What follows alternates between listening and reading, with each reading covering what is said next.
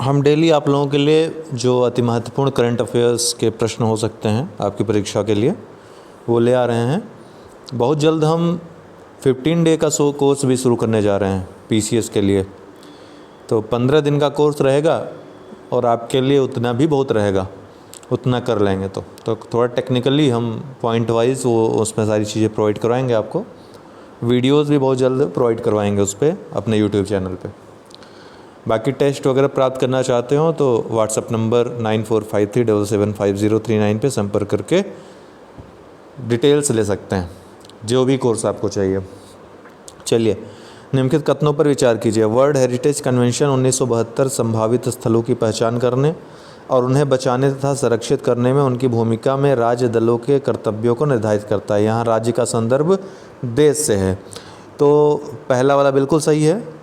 दूसरा है Bharat world heritage convention 1972 का एक हस्ताक्षर करता है, बिल्कुल है, तभी तो हमारे जो स्थल हैं वो विश्व धरोहर स्थलों में चुने जाते हैं। तीसरा है तेलंगाना के रामप्पा मंदिर को भारत का 39वां विश्व धरोहर स्थल घोषित किया गया है। देखिए 39वां और 40वां में कन्फ्यूज आइएगा नहीं। तेलंगाना का रामप्पा पहले चुना गया 39वें पे, फिर उसके बाद धौलावीरा को 40वें नंबर पे चुना गया। तो तेलंगाना का रामप्पा मंदिर 39वां था। तीनों ही सही है। Right answer D 1 2 3। Rex MK second हाल ही में खबरों में रहा है, क्या है तो ध्यान रखिएगा। रिमोट नियंत्रित सशस्त्र बोट है, कहाँ का? इजराइल का। तो इजराइल ने इसका अनावरण किया है अपने यहाँ। क्या नाम है? Rex MK second. बहुत ही महत्वपूर्ण प्रश्न है ये किसी भी परीक्षा के लिए, चाहे UPSC दे रहे हों प्रीलिम्स, चाहे UPPCS। स्वामित्व योजना के संदर्भ, ये भी बहुत महत्वपूर्ण है दोनों परीक्षाओं के लिए, UPSC के लिए भी UPPCS के लिए। स्वामित्व योजना के संदर्भ निम्नलिखित कथनों पर विचार कीजिए। यह एक केंद्र प्रायोजित योजना है। गलत है, केंद्र प्रायोजित नहीं है, केंद्रीय योजना है। केंद्रीय योजना मतलब केंद्र ही संचालित करती, केंद्र ही लागू करती है सब कुछ। और केंद्र प्रायोजित क्या होता है? केंद्र उसको शुरू करती है लेकिन लागू राज्य सरकार करती है। केंद्र का और राज्य का योगदान रहता है अलग अलग। तो स्वामित्व योजना केंद्रीय योजना है, तो पहला वाला गलत है। दूसरा, इसका उद्देश्य शहरी क्षेत्रों में संपत्ति संबंधी विवाद को कम करना है, गलत है। ग्रामीण क्षेत्रों में जो संपत्ति संबंधी विवाद हैं उनको कम करना है, लोगों को अपना संपत्ति का हक दे करके डिजिटली। तो पहला और दूसरा दोनों ही गलत है, न तो एक न तो दो। निम्नलिखित कथनों पर विचार कीजिए। मौद्रिक नीति किसी देश की केंद्र सरकार द्वारा निर्धारित व्यापक आर्थिक नीति है। दूसरा, देखिए पहला वाला ही गलत है, क्योंकि मौद्रिक नीति ये केंद्रीय सरकार नहीं, जो केंद्रीय बैंक होता है जैसे हमारे यहाँ रिजर्व बैंक ऑफ इंडिया है वो निर्धारित करता है, तो पहला वाला गलत है। दूसरा, मुद्रा आपूर्ति में वृद्धि और ब्याज दरों में कमी एक विस्तारवादी मौद्रिक नीति का संकेत देती है, बिल्कुल सही है। ब्याज दरों में कमी होगी, मुद्रा आपूर्ति में वृद्धि होगी तो तरलता ज़्यादा रहेगी, मार्केट में पैसे बहुत ज़्यादा पहुंचेंगे, तो विस्तारवादी मौद्रिक नीति का संकेत देती है। दूसरा वाला बिल्कुल सही है। हाल ही में खबरों में रही ग्राउंड्सवेल रिपोर्ट किसके द्वारा प्रकाशित की जाती है? बहुत महत्वपूर्ण है, विश्व बैंक के द्वारा ग्राउंड्सवेल रिपोर्ट प्रकाशित की जाती है। वीर शिकारगाह वन्यजीव अभ्यारण्य में निम्न के लिए संरक्षण केंद्र किसके लिए है? वल्चर या गिद्ध के लिए। ये कहाँ पे है ये पूछा जा सकता है, तो पंचकुला में हरियाणा में ये स्थित है, वल्चर या गिद्ध के लिए। आवधिक श्रम बल सर्वेक्षण के संदर्भ में निम्नलिखित कथनों पर विचार कीजिए। यह श्रम और रोजगार मंत्रालय द्वारा आयोजित किया जाता है, मतलब निकाला जाता है, तो गलत है। ये NSO जारी करता है, ठीक है, पहला वाला गलत। इसका उद्देश्य केवल वर्तमान साप्ताहिक स्थिति में शहरी क्षेत्रों के लिए 3 महीने के कम समय अंतराल में प्रमुख रोजगार और बेरोजगारी संकेतों का अनुमान लगाना है, ये बिल्कुल सही है। तो दूसरा वाला सही है, पहला वाला गलत है। कोयले का उपयोग करके उत्पादित हाइड्रोजन को ग्रे हाइड्रोजन के रूप में जाना जाता है, गलत है। ग्रे हाइड्रोजन प्राकृतिक गैस से का उपयोग करके निकाला जाता है, न कि कोयले का, तो पहला वाला गलत। दूसरा, प्राकृतिक गैस का उपयोग करके उत्पादित हाइड्रोजन को ब्राउन हाइड्रोजन के रूप में जाना जाता है, ये भी गलत है। अब इसको देखो, कोयले का उपयोग करके ब्राउन हाइड्रोजन, प्राकृतिक गैस का उपयोग करके ग्रे हाइड्रोजन, तो पहला और दूसरा दोनों गलत है, दोनों इंटरचेंज कर देंगे तो सही हो जाएगा। तो न तो एक न तो दो। भारत ने किसके सहयोग से climate action and finance mobilisation dialogue launch किया? मैंने कई बार इसकी चर्चा की है परीक्षा खबरी में, तो संयुक्त राज्य अमेरिका के सहयोग से। उपभोक्ता मामले, खाद्य एवं सार्वजनिक वितरण मंत्रालय ने प्रवासी मजदूरों की मदद के लिए किस ऐप को लॉन्च किया है? मेरा राशन ऐप को लॉन्च किया है। क्या? मेरा राशन ऐप। भारतीय क्रिकेट टीम के किस पूर्व कप्तान को भारतीय पेशेवर गोल्फ टूर के बोर्ड में सदस्य के रूप में शामिल किया गया? तो कपिल देव हैं।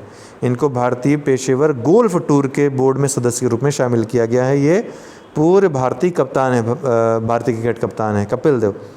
निम्न में से किस देश ने दुनिया का सबसे बड़ा तैरता हुआ सौर फार्म बनाने की घोषणा की है? ये भी हमने चर्चा की थी आपसे, काफ़ी इसमें इसके डाटा दिए थे आपको। सिंगापुर। ओके। हाल ही में किस राज्य के नर्मदा जिले के, तो बड़ा आसान है, केवड़िया में स्थित स्टैचू ऑफ यूनिटी वर्ष 2018 में उद्घाटन हुआ। तब से लेकर अब तक को देखने आने वाले पर्यटकों की संख्या 50 लाख से अधिक हो चुकी है। तो ये बहुत रिकॉर्ड है अपने आप में, एक 50 लाख से अधिक पर्यटक आ चुके हैं। ये 50 लाख पूछा जा सकता है आंकड़ा, कितने आंकड़े को पार किया? तो 50 लाख। गुजरात में स्थित है तो पता ही है। हाल ही में किस राज्य सरकार ने राज्य के ठंडे रेगिस्तानी इलाकों में सीबक थॉर्न के पौधों को लगाने का फैसला किया? आपको पता है मध्य प्रदेश हो नहीं सकता है, राजस्थान हो नहीं सकता, वहाँ पे ठंडे रेगिस्तानी इलाके हैं नहीं, गुजरात है नहीं, तो इसका एकमात्र आंसर होगा हिमाचल प्रदेश। तो ऑप्शन देखकर भी आप कभी कभी अंदाज़ा लगा सकते हो कहाँ के बारे में बोल रहा होगा।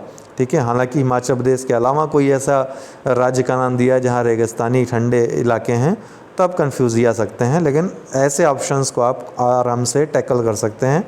तो सीबक थार्न के पौधों को लगाने का फैसला हिमाचल प्रदेश में किया गया है। रूस और निम्न में से किस देश ने चांद पे अनुसंधान स्टेशन के लिए समझौता ज्ञापन पर हस्ताक्षर किए हैं? चीन और रूस ने किए हैं, तो सी वाला राइट आंसर है। निम्न में से कौन सी भारतीय महिला क्रिकेटर वनडे क्रिकेट में 7000 रन बनाने वाली दुनिया की पहली क्रिकेटर बन गई हैं? वहीं पूरे कुल मिलाकर जितने भी फॉर्मेट हैं वनडे T20, 10,000 से अधिक बनाने वाली दुनिया की दूसरी खिलाड़ी बन गई हैं, यही मिताली राज। दोनों ही चीज़ें याद रखिएगा, सी वाला राइट आंसर है। उत्तर प्रदेश सरकार ने किस योजना के तहत गोल्डन कार्ड बनाने के लिए एक अभियान शुरू किया है? आयुष्मान भारत योजना के तहत गोल्डन कार्ड बनाने के लिए एक अभियान शुरू किया है यूपी गवर्नमेंट ने, डी वाला राइट आंसर। निम्न कथनों पर विचार कीजिए। भारत में जेनेटिक इंजीनियरिंग मूल्यांकन कमेटी शीर्ष निकाय है जो जीएम फसलों की वाणिज्यिक खेती की अनुमति देती है। बिल्कुल सही है। दूसरा है पर्यावरण संरक्षण अधिनियम के अनुसार प्रतिबंधित जीएम फसलों को निजी खपत के लिए उगाया जा सकता है, लेकिन व्यावसायिक बिक्री के लिए नहीं। बिल्कुल गलत है। कोई भी प्रतिबंधित जीएम फसलों को किसी भी प्रकार से प्रयोग नहीं किया सकता। प्रयोग किया जाता है तो 5 लाख रुपए तक का जुर्माना है पर्यावरण संरक्षण अधिनियम के तहत। तो दूसरा वाला गलत है, पहला वाला सही है, केवल एक सही होगा। हाल ही में समाचारों में चर्चित समावेशी धन रिपोर्ट इंक्लूसिव वेल्थ रिपोर्ट किसके द्वारा प्रकाशित की जाती है? तो संयुक्त राष्ट्र पर्यावरण कार्यक्रम के द्वारा, और संयुक्त राष्ट्र के अन्य एक निकाय है, प्रशासनिक निकाय है, उसके द्वारा मेनली ये याद रखिएगा UNEP के द्वारा ये जारी होती प्रकाशित होती है समावेशी धन रिपोर्ट। हाल ही में समाचारों में चर्चा, अब धन रिपोर्ट देख करके विश्व बैंक की तरफ या विश्व आर्थिक मंच की तरफ आप नहीं सोचेंगे, क्योंकि फैक्ट है और संयुक्त राष्ट्र पर्यावरण कार्यक्रम इसको प्रकाशित करता है। हाल ही में समाचारों में चर्चित लैम्पेडूसा द्वीप कहाँ स्थित है? इटली के पास है, और यहाँ पे एक नाव पलट गई थी, काफ़ी लोगों की मृत्यु हो गई थी इसमें, तो इसलिए चर्चा में आया था लैम्पेडूसा द्वीप। तो भूमध्य सागर में स्थित है, ए वाला राइट आंसर है।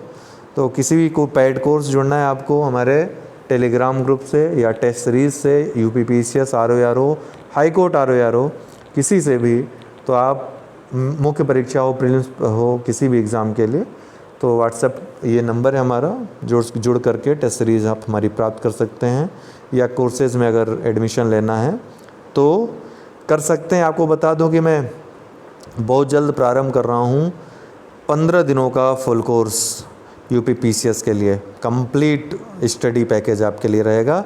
आपने कुछ नहीं पढ़ा है तो उसमें आप शामिल होकर के सारी चीज़ें एक बार पढ़ सकते हो, वीडियोस और PDF के थ्रू। ठीक है, टेस्ट भी उपलब्ध होंगे उसमें। ठीक है, 15 दिन का मात्र कोर्स रहेगा वो।